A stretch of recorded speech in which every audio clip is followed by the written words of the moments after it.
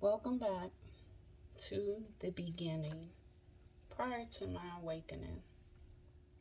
I'm your host, Mental Stimulate, the Divine Empress.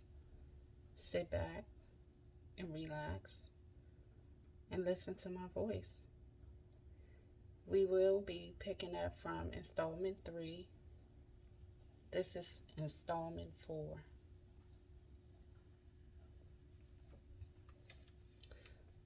Sometime after my incident of being shot, okay, I got grazed. Anyway, sometime after that, we had to leave the farm. I'm not 100% sure, but I believe it was because the house was condemned and we happened to be squatters. I can't imagine how my grandmother must have felt. Nowhere to go with 2 little kids in tow. All while my mom was off living her best life. I was supposed with her man. I remember at this very moment, things got very bad, very fast.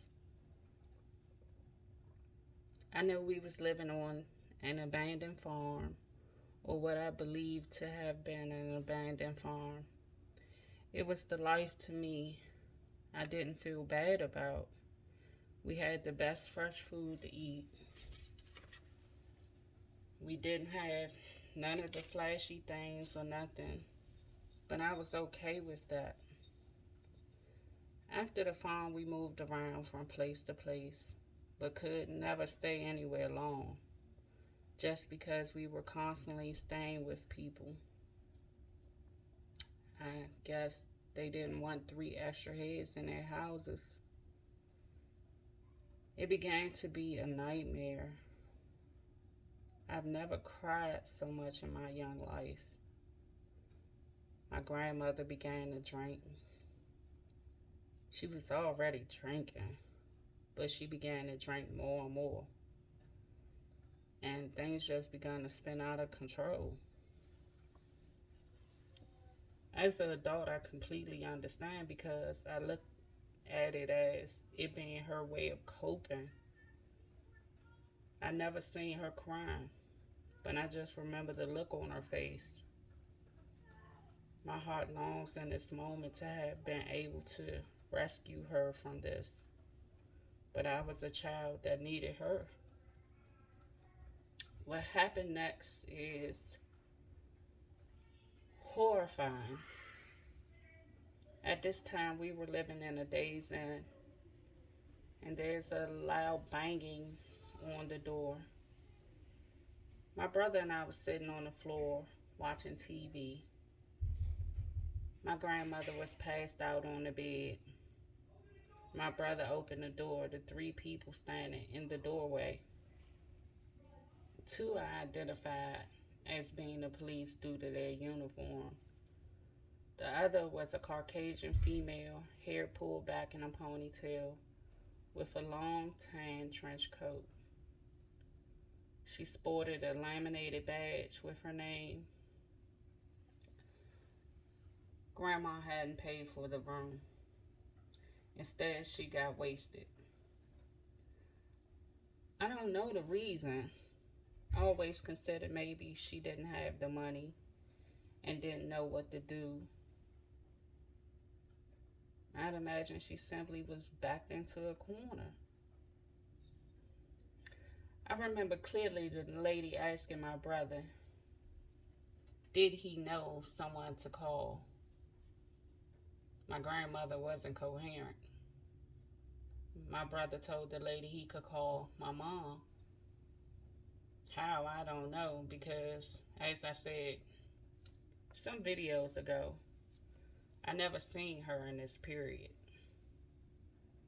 Almost moments before they took us off to Child Protective Service, my brother finally got my mom. She and her man was living on the streets at the time. I guess this was their big break. things had finally worked out for them because we immediately went to the shelter. I don't recall how old I was at this time, but I know I was older. Just not sure if I was a teenager yet. No, I don't think I was a teenager because I went to elementary school at this time. I remember not being able to wait until I could do my own hair. My mother had no idea what she was doing. After a while, I tried out for basketball, tennis, etc. Both basketball and tennis was okay, but after a while, the repetition of it just began to be too much for me. I had no time for anything else. It was just always practice, practice, practice. I guess at this point I dropped out and got my first summer job a few years later. I was excited. My own money. I could buy my name brand stuff. I was tired of thrift store attire. The job was at my middle school that I attended. We were assigned to make things by hand, things to be sold for the school to raise money. We made throw pillows, we made lunch bags, and other things. And then on the last day of that summer job, we were tasked with inviting people to sell the goods to. My mother never showed interest in anything I had going on at school, but I didn't want her there to embarrass me. Nah, I passed. We couldn't even take my mom to the grocery store without her embarrassing her children. More or less, nowhere near my friends. I love my mother to death, but she made a lot of mistakes even from a kid's standpoint. But who did show up looking fly as ever? My grandmother. I was cheesing from ear to ear.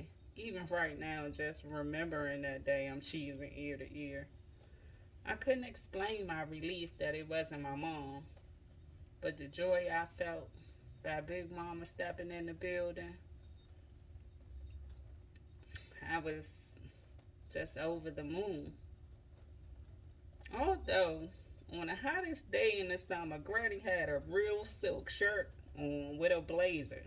She was hot and fly. But I was proud as all get out because if my mother would have showed up, I would have died. Granny shuffled through her purse. Baby, go get me everything you made, she said to me. I'm going to buy them, she said.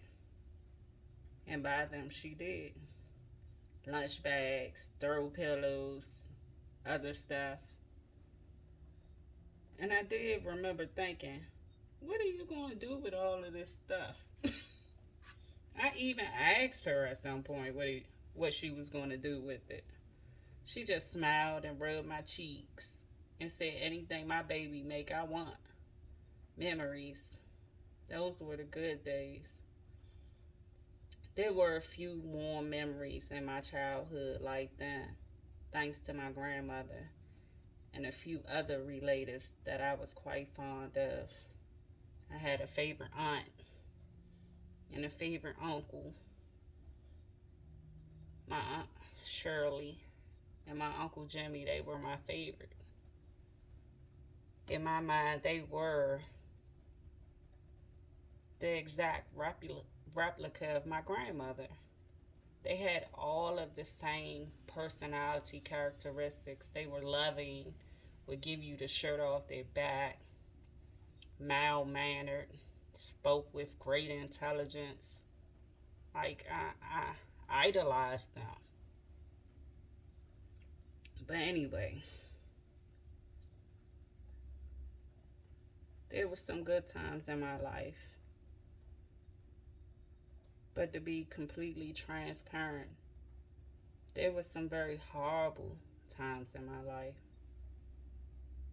that I don't think I really examined until I was well into my adulthood.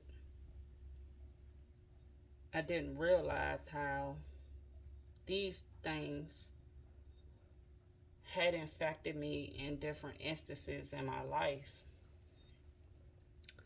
It comes a point when you have to really evaluate yourself, you know, the type of moment where you have to look yourself in a mirror and really be real with yourself and really ask those questions on why you put yourself through certain things. What I've come to find out is, a lot of people think that children don't see, children don't feel. No, children feel. Just like when a baby's heartbeat began at such a young age in her mother's stomach, children are aware at that point, because there's no way I should have remembered so many traumatic things being so young. I could barely even walk straight, but I can tell you what adults was doing around me and how I felt about certain things. But we'll pick up the rest of the story later, which involves more turmoil as we take a walk down my memory lane, the good, the bad, and the ugly. As always, make wise decisions. Cleave to the Most High. If you feel like you like to talk to someone removed from your particular situation to vent or to gain a different perspective, feel free to reach out. I don't think you really have much to lose. It could, give you results that you never thought it would. The information you can find in the description. Be blessed, love, and light.